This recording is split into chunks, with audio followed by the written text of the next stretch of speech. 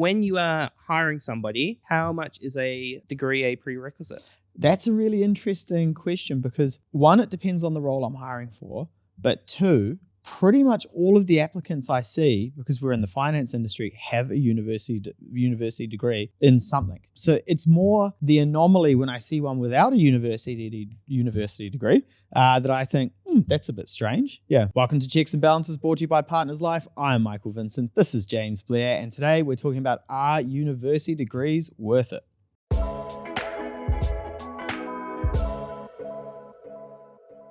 Michael, I've had this one on my list for a little while. Yeah. It's a very interesting. So historically, right, if we're going back to probably maybe the early 2000s onwards, I feel like it was a no-brainer. It's what you did. You had to get a job if you wanted to be anything. But obviously the age of the internet has changed a lot. And we're going to break it into some numbers today around, we're going to talk about New Zealand debt. We're going to talk about US debt, which there's a hell of a lot going on there. And then our thoughts around it.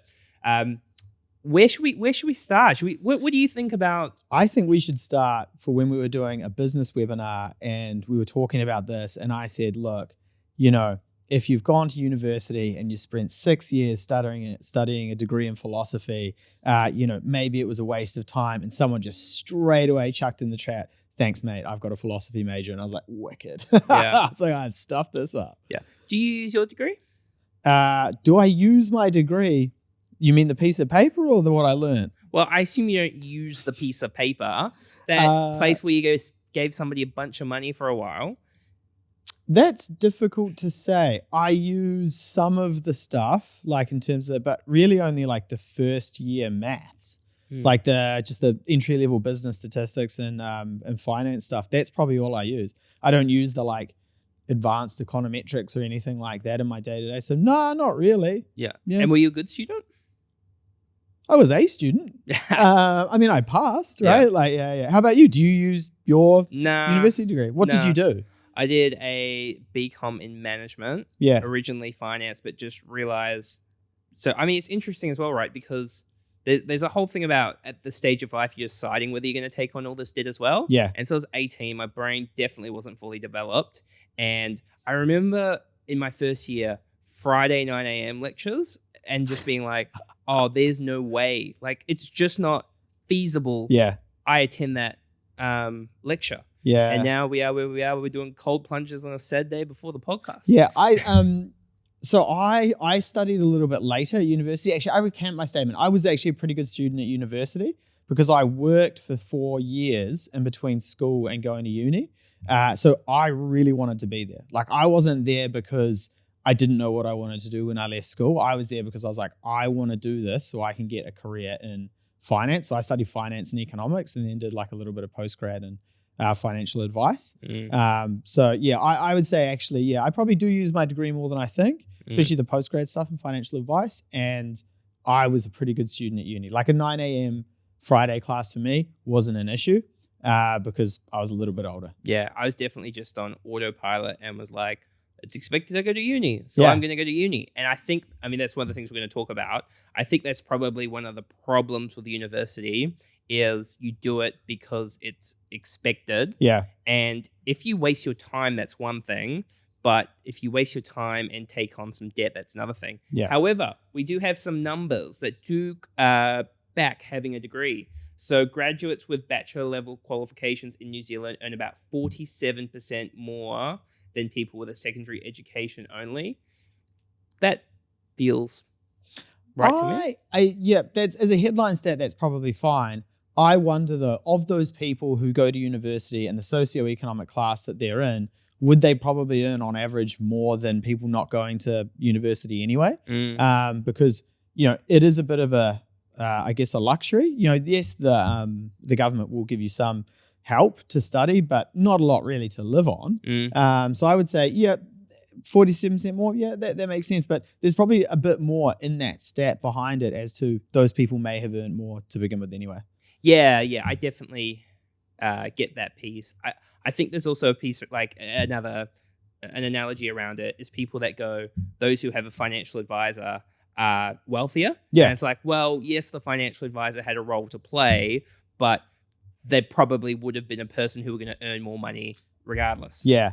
I guess where I see the good and the value of a degree is a couple of areas. One is if you are doing a specialized role that requires that study, a lawyer, a doctor, an actuary, something like that. So when you're an engineer where you're practically going to use it, absolutely, I think it's worth it. And the second kind of way that I think it's good is it teaches you, it's a bit of networking, it's, some advanced study, it teaches you to question things, and it's really just the ticket to get the interview these days. Yeah. So let's talk about that for a second, actually. So you employ people. Yep. How important to you, like when you are hiring somebody, how much is a degree a prerequisite?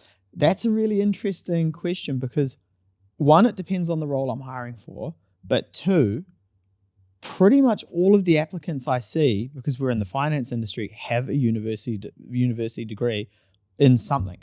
So it's more the anomaly when I see one without a university degree that I think, that's a bit strange. Yeah. Yeah. I wouldn't, even as a financial advisor, because obviously there's qualifications you have to go through to become a financial advisor if you're not going to start with a degree. I think there's two main things I look for, and it's work ethic and the ability to learn and pick up things. A degree is not particularly important to me, but funnily enough, all the people that work for me at the moment have a degree, which I do get what you're saying. That kind of skews the outcome, right? Yeah. Before we move on, we talk all the time about planning and growing our wealth, but protecting that wealth is just as important. That's why having the right insurance in place can help when life goes unexpectedly. And that's why this episode is brought to you by Partners Life, a New Zealand operated award-winning insurance provider with over 300,000 Kiwis insured and 89% of claims paid. Partners Life understand that having some insurance is better than having no insurance. They have flexible and personalized solutions for any budget or situation. Check out their website in our show notes below. So let's talk about the bad for a little bit around university, and it's all to do with the debt. Yeah, and look, what is it? 70% of all students borrow from the government to go to university. I think it's 16 billion is the collective student debt in New Zealand. That is a heck of a lot of money to be owing, and I think it's averages out to about 24,000 per person who owe that debt, which is a pretty significant amount. Yeah, and if you think about the level of debt's one thing, it's the percentage of your income, right? Because you don't get the choice of pay back whenever you like. Yeah. It's getting docked straight from your paycheck. You have less disposable income to do it, and it's an impact. The other piece is, according to a recent survey, 65% of New Zealand adults have a degree, and the average student still owes $20,000 on their student loan. In the United States, the total student loan debt has surpassed $1.7 trillion. Yeah, that's hectic. And they have a very different student loan setup and interest cost than we do in New Zealand. I think the fact that you can study tax or interest free, or your student loan is interest free so long as you're staying in New Zealand and kind of working, I like that to a degree, but I actually don't think that you should start incurring tax on your student loan when you go overseas to work. The general pattern for Kiwis is that they go to university, they do a couple years work experience in New Zealand, they then go on their OE overseas, and then they come back better trained with more experience as more productive employees, and they enter back into the market. And I don't think you should be penalized for that, time overseas to gain some more worldly experience in terms of interest on your student loan. I think there should be some forgiveness there, say maybe 3 to 4 years overseas before you actually start having to pay interest on it. It's an interesting one. I can see where you're coming from. I think probably the counter argument is it's the Crown that's funding it, and the way they get a return on investment is your time in New Zealand, earning, paying tax, contributing to society. Now, I get what you're saying that, well... The majority come back anyway. Yeah, they're coming back and they've got greater skill sets, but you are missing out on those few years, which is why there's a... But you're missing out on years where they're getting trained to be more productive. We are shipping low-skilled workers and bringing back high-skilled workers, and we need high-skilled workers in the country, and I don't think that you would have... I don't think that the normal pattern of behavior for Kiwis with a university degree, I don't think you should be penalized for that. But anyway. Yeah. Let's talk about the US for a little bit. So the US student loan crisis is I mean, $1.7 trillion of student loan debt, and it's based off our notes, the amount of debt has more than doubled over the last 2 decades with about 44 million borrowers. It's actually quite hard to get your head around what $1.7 trillion of debt looks like, right? Yeah, I mean, it averages out to 37,000 per borrower, which is a little bit more than in New Zealand. But I think really the issue that they have in the States is the way that they are, the interest that is on those loans and the way that they are required to pay it back. You know, people in the States end up with these loans. They last them a lifetime. They never really pay it back because of the interest rates on it. Yeah, and I mean, not having a crack at universities here, they've got a pretty bloody good business model where they're like, would you like to come spend some money with us? Your parents are going to be proud of us. Don't worry, you don't have to pay us with your money. You can just get a loan and somebody will look at it, deal with it later on. Got plenty of time to pay it back. And then clearly the costs, particularly in the US, have continued to creep up. They've created more and more margin.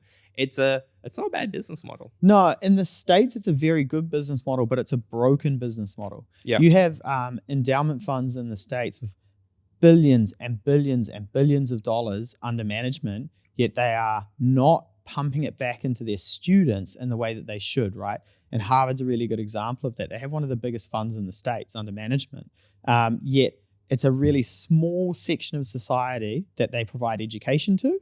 They get a lot of advantages in terms of tax for being a university, but it is so elusive and so exclusive and so elite that they're really not giving back to the public as much as they probably should for the status of what they are, which is a place of education. Yeah, and so President Biden, there was that piece a couple of years ago where they were looking at forgiving, I think it was like about $20,000 of $20,000 of debt per person, and then that pretty much got dismissed and struck down in the Supreme Court. Yeah, and that was a real shame because I think what people, and you often get this when governments try and provide a benefit for a certain segment of society, which is people who it doesn't apply to saying, well, no, they shouldn't get it because I'm not going to get it, right? Or I paid my student loan off. Why should they have their student debt forgiven? And it's a really sour way of viewing things, right? Is like, hang on, just because I had the cancer, they shouldn't get the treatment, right? It's like, and actually, when you look at the multiplier that would have for the economy as a whole, it was absolutely phenomenal, right? Like it just meant that by reducing the debt load on these people, they had better housing security, employment opportunities, less stress on the family. It was a net positive for the country, but like a lot of things over there, they just can't agree on it. Yep. Very divided nation indeed. Now let's get to the point, Mike. Where do you stand? University, is it worth it? Cool. So I guess it depends on you as a person, right? And we have a real estate agent who we work with pretty closely, based in Auckland, and very interesting hearing him talk about all of his friends going to university, and he was just thinking, do I want to sit in a classroom for another 5 years? Not really. So he went out and found the biggest widget he could find to sell, which was property. He learned how to do that. And he is 22, 23. And I probably can't say what he's on track to earn this year because a lot of people know who I'm talking about. It's a good chunk of change. But it is an exceptional chunk of change for someone who is that age and is putting in that much work. So I would say, in conclusion, I think universities are amazing. I think that it is a really informative years of your life. It's a really important place to be to teach critical thinking and to give you skill set to go out into the workforce. However, if you've got a Bachelor of Fine Arts, you may not have picked the best road to go down. Yeah.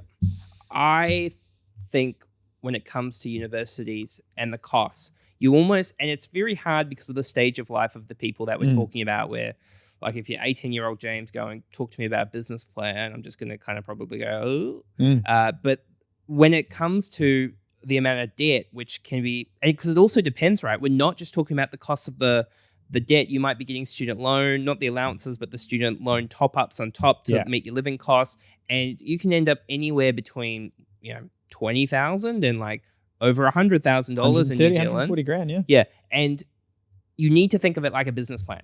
So if I'm going to go and spend this money, what is the return on investment, and actually working out how much debt you're going to have at the end and go, is this what I want to do? Or if I'm going to go and do something else. I think parents also need to have a really good think, and that you've got a lot of power in terms of what area you kind of channel your kids and whether they do go to university or not, and thinking about, just so you're proud of them, if that's not the right thing for them, and then you're going to burden them with all this debt that they're going to have to clear off for a long period of time, especially if they get no ROI, because you think about all the people that have taken on debt and then not ended up in that field or doing that thing.